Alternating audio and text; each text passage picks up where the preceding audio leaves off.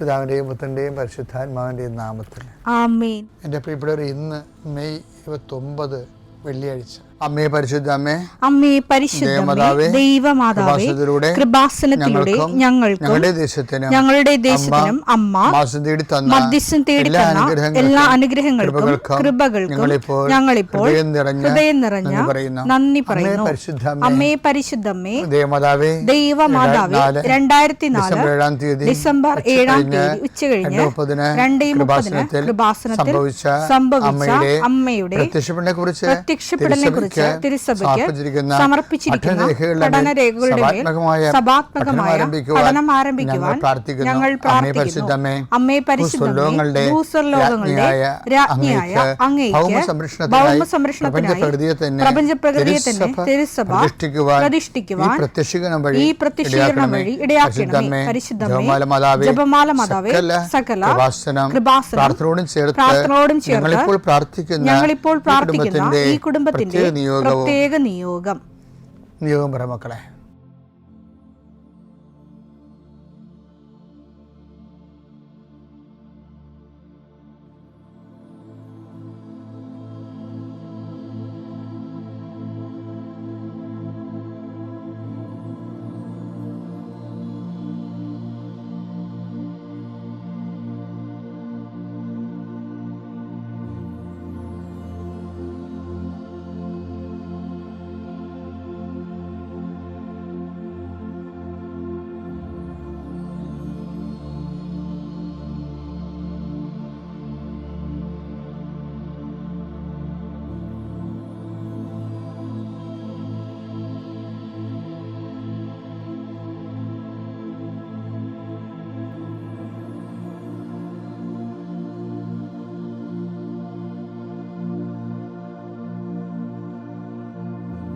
അമ്മയുടെ പ്രത്യക്ഷീകരണത്തിന്റെ ഈ അനുഗ്രഹവേളയിൽ ഞങ്ങൾക്ക് സാധിച്ചു തരുവാൻ കനിയണമേ. ആമേൻ. വിശ്വാസ പ്രമാണം.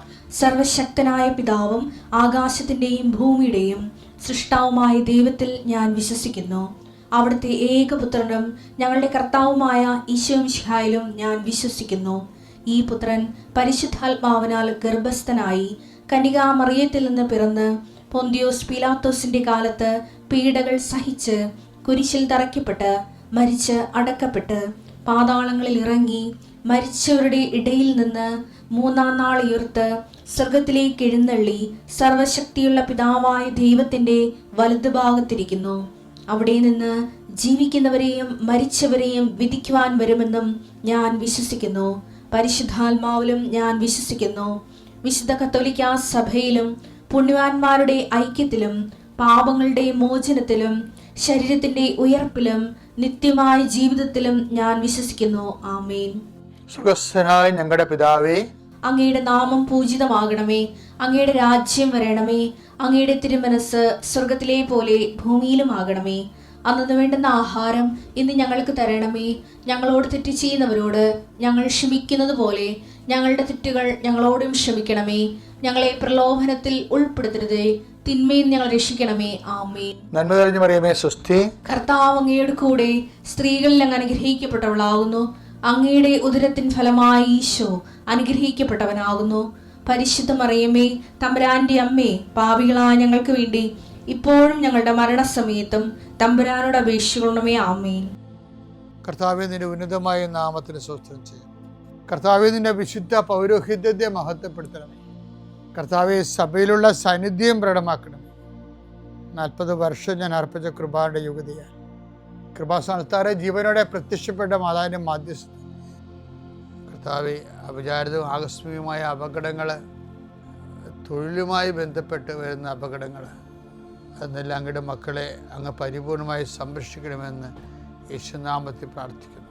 കർത്താവ്, അന്ധന് കാഴ്ച നൽകിയവനെ, ചെകിടിന് കേട് നൽകിയവനെ, ഊമ്പന് സംഭാഷണ ശക്തി നൽകിയവനെ, ബഹുരോഗ്യപ്പെടുത്തിയവനെ, തളർവാരോഗ്യപ്പെടുത്തിയവനെ, മരിച്ചവനെ ഉയർപ്പിച്ചവനെ, കർത്താവേ, നിൻ്റെ തിരുനാമസ്തുതി പറയുന്നു.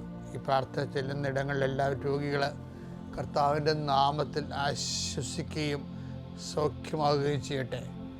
കർത്താവെ, സമാധാനമില്ലാത്ത കുടുംബങ്ങൾ, ഭാര്യ ഭർത്താക്കന്മാർ, അകന്ന് താമസിക്കുന്നവർ, പരസ്പര സ്നേഹമില്ലാതെ കഴിയുന്നവരെ, ജീവിതം തന്നെ ഭാരമായി തോന്നുന്നവർ, മനസ്സിന് നിരാശ ജീവിക്കുന്നവർ, തൊഴിൽഭാരമില്ലാത്തവർ, തൊഴിൽഭാരത്തോടെ ജീവിക്കുന്നവർ, കർത്താവെ ഒരു തീരുമാനമെടുക്കാൻ പറ്റാത്തവർ, അവർക്ക് ഇന്ന് 12 മണിക്കൂറിൽ തീരുമാനമെടുക്കാൻ കർത്താവിൻ്റെ നാമത്തിൽ ഞാൻ അവരെ ആശീർവദിക്കുന്നു. കർത്താവെ, ജീവിത മാർഗങ്ങൾ അറ്റുപോയവർ, മുട്ടിപ്പോയവർ, സാമ്പത്തിക ബാധ്യതകളായും ജീവനടപടികളായും ഭീഷണിയുമായ സാഹചര്യം ജീവിക്കുന്നവർ, കർത്താവെ, മക്കളില്ലാത്തവർ, കർത്താവെ, ഓരോരോ കാര്യങ്ങൾക്ക് വേണ്ടി ആ ലക്ഷ്യം നേടാൻ വേണ്ടി രാത്രിയും പകലും പ്രാർത്ഥിച്ചും ഉടമ്പടി ചെയ്തും ഉടമ്പടി കാര്യങ്ങൾ നിർവഹിച്ചുമൊക്കെ ജീവിച്ചു പോകുന്നവർ, കർത്താവെ, അവരെല്ലാം ആശീർവദിക്കണം പ്രാർത്ഥിക്കുന്നു. എൻ്റെ കർത്താവിൻ്റെ ഉന്നതമായ നാമത്തിൽ, സഭയുടെ അധികാരത്തിൽ, കുരിശിൻ്റെ അടയാളത്തിൽ യാത്രക്കാരെ ആശീർവദിക്കുന്നു, ഇൻ്റർവ്യൂ ഉള്ളവരെ ആശീർവദിക്കുന്നു, പരീക്ഷക്കാരെ ആശീർവദിക്കുന്നു, പരീക്ഷ റിസൾട്ട് പ്രതീക്ഷിക്കുന്നവരെ ആശീർവദിക്കുന്നു. ഉന്നതമായ റിസൾട്ടിനാൽ കർത്താവ് നിന്നെ ആശീർവദിക്കട്ടെ, നിന്നെ അനുഗ്രഹിക്കട്ടെ. ഉപരിപഠനത്തിനും ഉപരിജോലിക്കും ഉപരിയാത്രയ്ക്കും വേണ്ടിയുള്ള എല്ലാ അനുഗ്രഹങ്ങളും കർത്താവ് നിന്നെ വർഷിക്കട്ടെ. നിത്യം പിതാപുത്രനും പരിശുദ്ധാത്മാവായ സർവീശ്വര എന്നേക്കും ആമേൻ. നമ്മൾ ഇന്ന് നോക്കുന്ന വചനം എന്ന് പറയുന്നത്, അവിടുന്ന് നിന്നെ കൈപിടിച്ച് നടത്തും. യെശയ്യാ 42:6. ഞാനാണ് കർത്താവ്, ഞാൻ നിന്നെ നീതി സ്ഥാപിക്കാൻ വിളിച്ചു, ഞാൻ നിന്നെ കൈക്ക് പിടിച്ച് നടത്തി സംരക്ഷിച്ചു. എൻ്റെ പ്രിയപ്പെട്ടവരെ, എന്താ പ്രശ്നം വെച്ച് കഴിഞ്ഞാൽ, ദൈവം പറയുന്നത് എല്ലാം കറക്റ്റാണ്. എല്ലാ കാര്യങ്ങളും ദൈവം ചെയ്യുമെന്നാണ് പറയണത്. നമ്മളായിട്ട് ചെയ്യാൻ നിൽക്കേണ്ട. നീ എൻ്റെ മുമ്പാകെ ഉണ്ടാകണം, വിശുദ്ധി പാലിക്കണമെന്ന്. ഇപ്പോൾ ഉൽപ്പത്തി 17:1 എപ്പോഴും നമ്മൾ പറയത്തില്ലേ, നീ എൻ്റെ മുമ്പാകെ ഉണ്ടാകണം, വിശുദ്ധി പാലിക്കണം, വിശുദ്ധനായിരിക്കണം. അപ്പോൾ അത് ഈ കൈക്ക് പിടിച്ച് നടത്തുമെന്ന് തമ്മിൽ വ്യത്യാസമുണ്ട്. ദൈവം നമ്മുടെ കൈയെ പിടിക്കുമ്പോൾ നമ്മുടെ കൈ രക്തപങ്കിലമായിരിക്കരുത്. ദൈവത്തിന് കയറി പിടിക്കാൻ പറ്റിയ കൈ ആയിരിക്കണം. ദൈവം കൈക്ക് പിടിച്ച് നടത്തും, പക്ഷെ അതിൻ്റെ അകത്ത് വരുന്ന പ്രീസപ്പോസിഷൻ എന്താണ്? നമ്മുടെ കൈകൾ ദൈവത്തിന് കയറി പിടിക്കാൻ പറ്റിയതായിരിക്കണം. അതുകൊണ്ടാണ് ഉടമ്പടിയിൽ ചെയ്ത എബ്രാഹത്തിനോട് ദൈവം പറയണത്, നീ വാഗ്ദാനം നടക്കുക നിനക്ക് തരും, അത് എൻ്റെ പരിധിപ്പെട്ട കാര്യങ്ങളാണ്. നിൻ്റെ പരിധിപ്പെട്ട കാര്യമുണ്ട്. എന്താണ്? നീ എൻ്റെ മുമ്പാകെ ഉണ്ടാകണം, വിശുദ്ധി പാലിക്കണമെന്നൊക്കെ പറയും. അപ്പം അതിനകത്ത് വരുന്ന വിഷയം വെച്ചാൽ, ഞാൻ നിന്നെ കൈക്ക് പിടിച്ച് നടത്തുമെന്ന് പറഞ്ഞാൽ, നീ എൻ്റെ കൈ രക്തപങ്കിലുമാണെങ്കിൽ എങ്ങനെ ദൈവം കയറി പിടിക്കാൻ പറ്റത്തില്ല. അപ്പം നമ്മൾ ദൈവത്തിൻ്റെ കൂടെ ദൈവം നമ്മുടെ കൈക്ക് പിടിക്കാൻ പറ്റുന്ന രീതിയിൽ ഒരു പരുവപ്പെടലുണ്ട്. ദൈവത്തിൻ്റെ വചനങ്ങൾക്കൊക്കെ വിധേയപ്പെട്ട്. ഇപ്പം പണ്ടേ ഞാനൊരു അച്ഛനെ പരിചയപ്പെട്ടു. അച്ഛൻ്റെ മേടിൽ ചെന്നപ്പോൾ അച്ഛനെ വിളിപ്പിച്ചതാണ്. കാര്യം വെച്ചാൽ പണ്ടത്തെ കൃപാസനം പത്രമുണ്ടേ, 2001 അത് 4 പേജേ ഉള്ളു. അപ്പം അതിനകത്ത് അന്നിരുന്നൊരു ബ്രദറാണ് ചെയ്തുകൊണ്ടിരുന്നത്. അപ്പോൾ പെന്തക്കോസ്ത ദിവസം വന്നപ്പോൾ ഞാനൊരിടത്ത് പ്രസംഗിച്ചുകൊണ്ട് നിൽക്കുകയാണ്. ഞാനവിടെ ഇരിക്കുകയാണ് എന്തുവാണ്. അപ്പോൾ ഒരു പ്രാവ്, കമ്പ്യൂട്ടറിൽ നിന്നൊരു പ്രാവ് എടുത്തിട്ട് ഈ ബ്രദർ എൻ്റെ തലയുടെ മുകളിൽ പ്രാവിനെ കാണിച്ച ചിത്രം കൃപാസനത്തിൻ്റെ ഫ്രണ്ട് പേജിൽ വിട്ട്. ബ്രദർ ഒരു ആർട്ട് വർക്ക് ചെയ്തതാണ്. ഈ അച്ഛനെ കൊണ്ടുപിരികി എന്നെ വിളിച്ച്. എന്നിട്ട് ഞാൻ പറഞ്ഞു, ഇതെന്താ നീ ആൾക്കാരുടെ മുമ്പിൽ ഇങ്ങനെ ദീപത്തെയും കളിക്കുകയാണെന്നൊക്കെ ചോദിച്ചു. ഞാനൊന്നും മിണ്ടിയില്ല. സാറിന് ഇങ്ങനെ അവരവരുടെ വ്യൂസ് പറയുമ്പോൾ എന്തുമാത്രം വിമർശനങ്ങളിലൂടെയാണ് നമ്മൾ വന്നത്. എപ്പോഴും ഞാനൊരു നിലപാടെടുക്കത്തുള്ളൂ. വെറുതെ ആവശ്യമില്ലാതെ എനർജി ഒന്നും ഇങ്ങനെയുള്ള വേറെ കളയത്തില്ല. അപ്പം ഞാൻ അച്ഛനോട് പറഞ്ഞു, അച്ഛൻ ഞാനത് അറിഞ്ഞിട്ടില്ല കേട്ടാ, അത് ഈ ഓഫീസിൽ ചെയ്യണ കാര്യങ്ങളൊക്കെയാണ് ഇത്. അങ്ങനെ അവർ ചിന്തിച്ച് കാണുകയില്ല. പ്രാർത്ഥനാപൂർവമായിട്ടുള്ള ഒരു കാര്യമായിട്ട് അച്ഛൻ എടുത്താൽ മതി എന്നൊക്കെ പറഞ്ഞ്. അപ്പോൾ ഞാൻ നോക്കിയപ്പോൾ അച്ഛന് മേച്ചപ്പുറത്ത് ഒരു സാധനം ഇവിടെ എഴുതി വെച്ചിട്ടുണ്ട്. എന്താണെന്നറിയാമോ? ഇവിടെ ഇങ്ങനെ, അതാണ് എഴുതി വെച്ചിരിക്കുന്നത്. അപ്പോൾ അത് ഞാനെങ്ങനെ അറിയാത്തത്, ഞാനത് വായിച്ചിട്ടുള്ളതാണ്. അപ്പോൾ ഈ അച്ഛനിരുന്ന വേറൊരു പള്ളി ഞാൻ അതിനുശേഷം പാരിഷ് പ്രീസ്റ്റായി. അപ്പോൾ ആ പള്ളിയിൽ നടത്തണം ഈ അച്ഛനായിരുന്നു. അപ്പോൾ അവിടെ ചെല്ലുമ്പോൾ ഈ അച്ഛനെക്കുറിച്ച് ഭയങ്കര വിമർശനമാണ്. ആ അച്ഛനടുത്ത് ഞങ്ങൾ കല്യാണത്തിന് പോകുമ്പോഴാണ്, വേദപാഠത്തിന് പോകുമ്പോഴാണ്, കണക്ക് തീർക്കാൻ പോകുമ്പോഴാണ് അങ്ങനെ പള്ളി പണിയായിരിക്കും. ഇഷ്ടിക വെച്ച് അതുപോലെ തന്നെ സിമൻറ്റൊക്കെ കോരിക്കൊണ്ട് ആത്മാർത്ഥമായിട്ട് കഷ്ടപ്പെടുന്ന അച്ഛനാണേ. പക്ഷേ അത് പള്ളി പണിയാനൊക്കെ പുള്ളി തന്നെ കൂടും. അങ്ങനെ കുറേ നല്ല സ്വഭാവങ്ങളൊക്കെ ഉള്ള ആളാണ്. പക്ഷേ നമുക്കറിയാമല്ലോ പൗരോഹിത്യം എന്ന് പറയുന്നത് സിമൻറ്റ് കുഴക്കാൻ വേണ്ടിയുള്ള അല്ലല്ലേ മാത്രമല്ല, അതുകൊണ്ട് വേണമെങ്കിൽ ഒരു രസത്തിനെ കൂടാമെന്നല്ലാതെ അത് മെയിനല്ല. അതിൻ്റെ അകത്ത് കർത്താവ് നമ്മളെ സിമൻറ്റ് കുഴക്കാൻ വിളിച്ചല്ലല്ല. അപ്പോൾ എല്ലാത്തിനൊക്കെ ഓരോ ലക്ഷ്യങ്ങളില്ലേ. ഈ ആൾക്കാർ വരുമ്പോൾ ഇവർ ആട്ടി ഓടിക്കും. എന്ന് പറയും വൈകുന്നേരം വരാൻ പറയും, ഇങ്ങനെ പണി തീരുമ്പോൾ വരാൻ പറയും. അപ്പോൾ അവർക്ക് ചിലപ്പോൾ ഒക്കത്തില്ല, പിന്നെ ഭയങ്കര ഇഷ്യൂ ആകും. ഇങ്ങനെ വേറെ ഇറിറ്റേഷൻസ് ഉണ്ടാക്കും. അപ്പോൾ എന്താ പ്രശ്നം, ചിലർക്ക് നിലപാടാണ് അവരുടെ ഒരു പ്രയോറിറ്റി കഴിഞ്ഞിട്ട് മാത്രമേ ഇവിടെ ഇങ്ങനെയൊക്കെ ചെയ്യാൻ പറ്റത്തുള്ളൂ. മനസ്സുണ്ടെങ്കിൽ സ്വീകരിച്ചാൽ മതി എന്നുള്ള രീതിക്കല്ലേ. ഇങ്ങനെ ദൈവത്തിനടുത്ത് പറ്റത്തില്ല. ഞാനിങ്ങനെ എന്ത് വചനമായാലും ശരി, ഞാനിങ്ങനെ പോകത്തുള്ളൂ എന്ന് പറയാൻ പറ്റത്തില്ല. ഉടമ്പടി ചില അണ്ണന്മാർക്ക് പറ്റിയിരിക്കണതാണ്. ഉടമ്പടി എടുത്തെങ്കിലും ഇവിടെ ഇങ്ങനെ എന്ന് പറയും. എന്താണ്, ഏതുടമ്പടി ആയാലും ഞാനിങ്ങനെയൊക്കെ എനിക്കിങ്ങനെയൊക്കെ ചെയ്യാൻ പറ്റത്തുള്ളൂ എന്ന് പറഞ്ഞു അവരാണ് ഉടമ്പടിയിൽ പണി മേടിക്കുന്നത്. അതൊക്കെ വെറുതെ വെളുക്കാത്തൊക്കെ ഉണ്ടാക്കുകയാണേ, ചെയ്യാൻ പറ്റത്തില്ല. ഇവിടെ ഞാൻ നിൻ്റെ കൈക്ക് പിടിക്കുമെന്ന് പറഞ്ഞതിൻ്റെ അർത്ഥം എന്താണ്? നിൻ്റെ കൈ എനിക്ക് പിടിക്കാൻ പറ്റിയ രൂപത്തിലായിരിക്കണം എന്നല്ല എൻ്റെ അർത്ഥം. ദൈവത്തിനെ നമ്മുടെ കൈയൊക്കെ ഞാൻ നിൻ്റെ കൈക്ക് പിടിച്ച നടത്തിച്ചാൽ ദൈവം ഇപ്പം ഇപ്പം നിങ്ങൾ കൃപാസനത്തിൽ വരുന്നവരല്ലേ. അപ്പോൾ കൃപാസനം വരുമ്പോൾ കൃപാസനം എങ്ങനെ ഇവിടം വരെ എത്തിയെന്ന് നോക്കണം. ദൈവം കൈക്ക് പിടിച്ച് നടത്തിയതാണ്. കൈക്ക് പിടിക്കാവുന്ന രീതിയിൽ ഇപ്പം എൻ്റെ ജീവിതത്തിലൊരു പ്രശ്നമുണ്ടായി. എനിക്ക് അത് കൊച്ചച്ഛനാകുമ്പോൾ അച്ഛനായിട്ട് ചിലപ്പോൾ ഒരു കൊല്ലം ആയി കാണുമായിരിക്കും. അപ്പോൾ വീട്ടിൽ നിന്ന് എൻ്റെ പെങ്ങൾ വിളിച്ച് അമ്മയുടെ നില പരുവക്കേടാണെന്ന് പറഞ്ഞു. കാര്യം ഞാനേ ഉള്ളു ഇതൊക്കെ കേൾക്കാൻ. അതുകൊണ്ട് എന്നോട് പറഞ്ഞ് അമ്മയുടെ നില പരുവക്കേടാണെന്ന് പറഞ്ഞു. അപ്പോൾ എന്താണെന്ന് അവൾ പറയണില്ല. അപ്പം ഞാൻ ദേഷ്യപ്പെടുന്ന കാര്യം പറയണി എന്താണെന്ന് പറ, അമ്മയല്ലേ എൻ്റെ. നമ്മുടെ എപ്പോൾ പറയാം അമ്മക്ക് ഗർഭപാത്രം ഇറങ്ങി വരികയാണെന്ന്. അപ്പം ഗർഭപാത്രം ഇറങ്ങി വരണപ്പോൾ അത് നിസ്സാര കാര്യമില്ല. അപ്പോൾ ഞാനവിടെ റഷ് ചെയ്ത് വീട്ടിൽ ചെന്ന് ഞാൻ അമ്മയോട് പറഞ്ഞു, അമ്മ ഒരു പ്രശ്നമില്ല, നമുക്കിത് ആശുപത്രി പോയി എല്ലാം ശരിയാക്കാമെന്ന് പറഞ്ഞ്.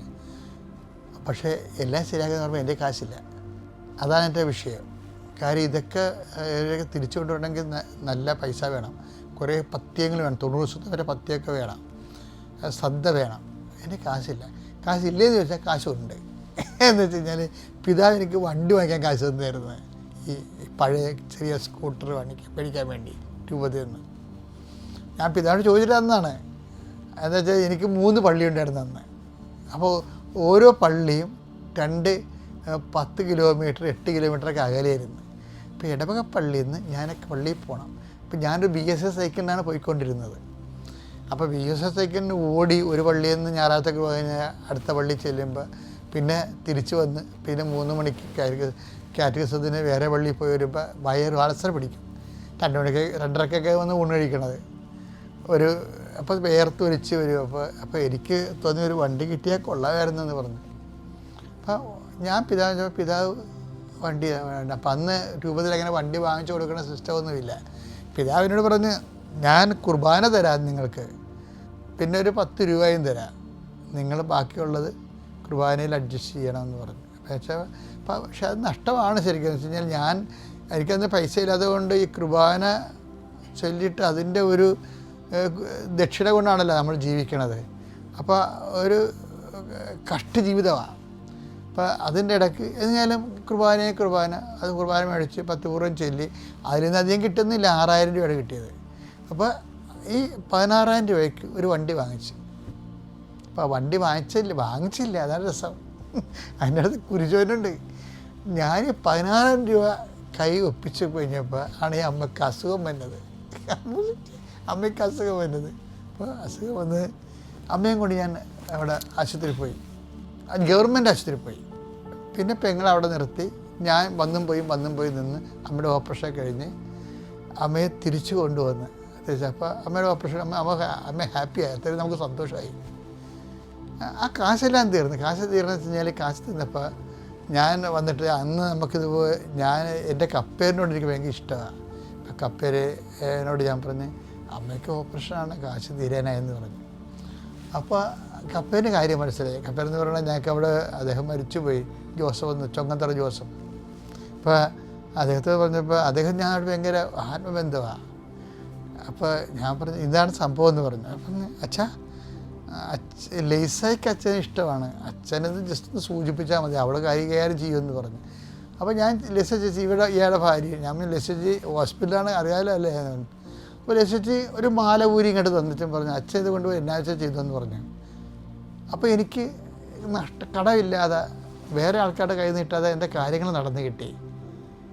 ഞാൻ അമ്മയെ ആശുപത്രിയിൽ നിന്ന് കൊണ്ടുപോകുന്നു. പിന്നെ ഇവിടെ പക്ഷേ എന്താ പ്രശ്നം വെച്ച് കഴിഞ്ഞാൽ അതിൽ നിന്നും പിതാവിന് അന്നത്തെ ബിഷപ്പിന് ഇതൊന്നും അറിയപ്പെട്ടില്ല. ഞാൻ അമ്മയെ ആശുപത്രി കൊണ്ടുവന്ന് സന്തോഷത്തിന് ഇരിക്കുക. അമ്മ ഇനി ഭക്ഷണമൊക്കെ കഴിച്ച് ഉറങ്ങി അമ്മ സന്തോഷമായിരിക്കുമല്ല, വലിയ എന്തോ ആശ്വാസമല്ലേ. പക്ഷേ പെട്ടെന്ന് പിതാവ് 2 ദിവസം കഴിഞ്ഞപ്പോൾ എന്നെ വിളിച്ചു കഴിഞ്ഞാൽ നിങ്ങൾ അപ്പോൾ ഇവിടുന്ന് എന്നെ ഇടവകയെന്ന് കുറച്ചുപേർ സഹായിച്ചായിരുന്നു. എന്ന് വെച്ച് കഴിഞ്ഞാൽ അങ്ങനെ എല്ലാ സഹായങ്ങളും ഉണ്ടാവേ ഇടവകയിരിക്കുമ്പോൾ. ഇങ്ങനൊരു വണ്ടി പിടിക്കാൻ കൊടുത്ത കാശിന് വീട്ടിൽ കൊണ്ടേ കൊടുത്തെന്ന് പറഞ്ഞുകൊണ്ട്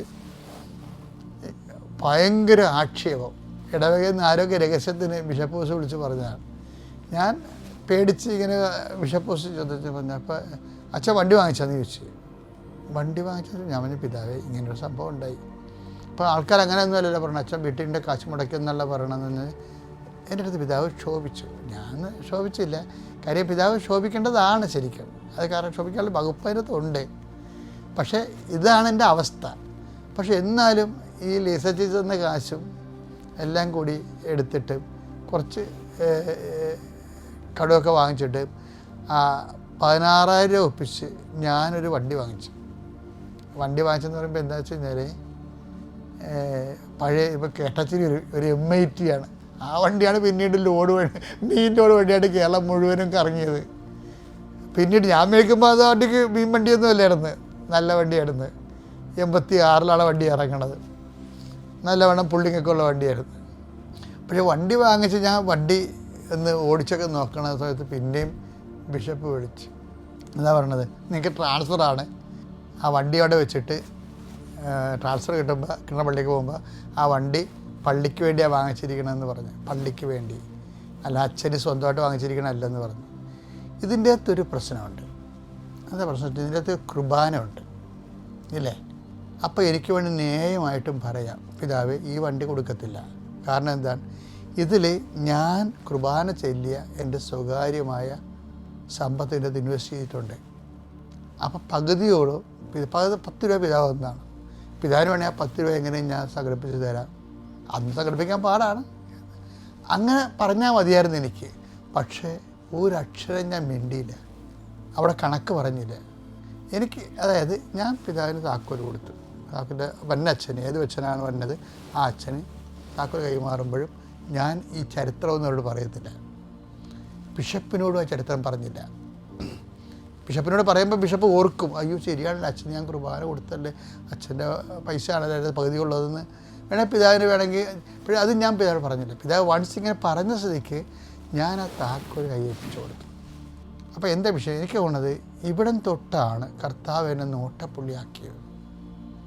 ഇന്ന് നമ്മൾ കാണുന്ന കൃപാസനത്തോട് വരണത് ഇതെന്താണെന്ന് വെച്ചാൽ, ഇത് ദൈവം നമ്മുടെ കൈക്ക് പിടിക്കും. ഞാൻ നിന്നെ കൈക്ക് പിടിച്ച് നടത്തുമെന്ന് പറഞ്ഞില്ലേ, ആ ദൈവം നിന്നെ കൈക്ക് പിടിക്കുമ്പോൾ ദൈവത്തിന് പിടിക്കാൻ പറ്റിയ കൈയായിരിക്കണം.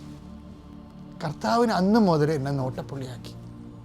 കാര്യം എല്ലാ ന്യായവും നീതിയും എല്ലാം വെച്ചുകൊണ്ട് ഞാൻ എൻ്റെ അമ്മയെ നോക്കി സംരക്ഷിച്ചു, ഞാൻ ഈ ഇടവകയെ സംരക്ഷിച്ചു, പിതാവിൻ്റെ വാക്ക് കേട്ട് ഞാൻ താക്കോൽ കൊടുത്തു. അപ്പോൾ ഇതെന്താ സംഭവം, അന്ന് മുതൽ നമ്മുടെ കയ്യെ പിടിക്കാൻ ദൈവത്തിന് തോന്നും. അന്ന് മുതൽ നയിക്കണതാണ്, അന്ന് മുതൽ കൈ പിടിച്ച് നടത്തുന്നതാണ്. പക്ഷേ ഇത് എവിടിൻ്റെ എന്ത് സംഭവിച്ചു കഴിഞ്ഞാൽ പരിശുദ്ധാത്മാവിന് ഇതിൻ്റെ അകത്തൊരു പ്രശ്നമുണ്ട്. പരിശുദ്ധാത്മാവിനെ കിട്ടിയാൽ പരിശുദ്ധാത്മാവ് ഇങ്ങനെയുള്ള സമയത്തൊക്കെ എന്താണ് ചെയ്യേണ്ടതെന്ന് നമുക്ക് പറഞ്ഞു തരും. അല്ല പരിശുദ്ധാത്മാവ് ഇടിച്ചതിന് വേണ്ടിയിട്ട് കസ്തക്ക മസ്തക്ക എന്ന് പറഞ്ഞ് വിറസവിലി താഴെ വീണമെന്ന് പറയാം, അത് അഭ്യാസമാണ്.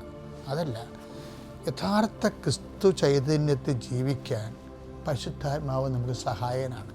ഞാൻ ഇങ്ങനെ ഒരു കൃപയുടെ വഴികളിലേക്കാണ് പോകണമെന്ന് എനിക്കറിയത്തില്ലായിരുന്നു. പക്ഷെ പരിശുദ്ധാത്മാവ് ഞാൻ അറിയാതെ തന്നെ എന്നെ കൊണ്ടുപോകുമെന്നാണ് ഞാൻ ഇന്ന് ധരിക്കുന്നത്. ഇന്ന് ഞാൻ ധരിക്കേണ്ടത് വേറെ കൂടി കാര്യം കൊണ്ട്. എന്താണ്? അമ്മ എല്ലാം ഹൃദയത്തിൽ സംഗ്രഹിച്ചു. അതേക്കുറിച്ച് ധ്യാനിച്ചിരുന്ന ഒരു മരിയൻ ആധ്യാത്മികതയില്ലേ, അതിൻ്റെയൊക്കെ ആധാരങ്ങളും അടിസ്ഥാന സ്ഥിതികളും പാകണത് ഈ കാലത്താണ്. നിങ്ങൾ ഓർത്തേക്കണം, ഒരു കാര്യം നമുക്ക് നഷ്ടം വന്നാലും നമുക്ക് അനീതിയായിട്ട് തോന്നിയാലും നിങ്ങൾ ദൈവത്തിന് കൂട്ടിച്ചിന്തിക്കുമ്പോൾ എല്ലാം നീതിയായിക്കൊള്ളും. ദൈവത്തിലാണ് നമ്മൾ സന്തോഷിക്കുന്നത്. പിതാവിൻ്റെയും പുത്രൻ്റെയും പരിശുദ്ധാത്മാവിൻ്റെയും നാമത്തിൽ.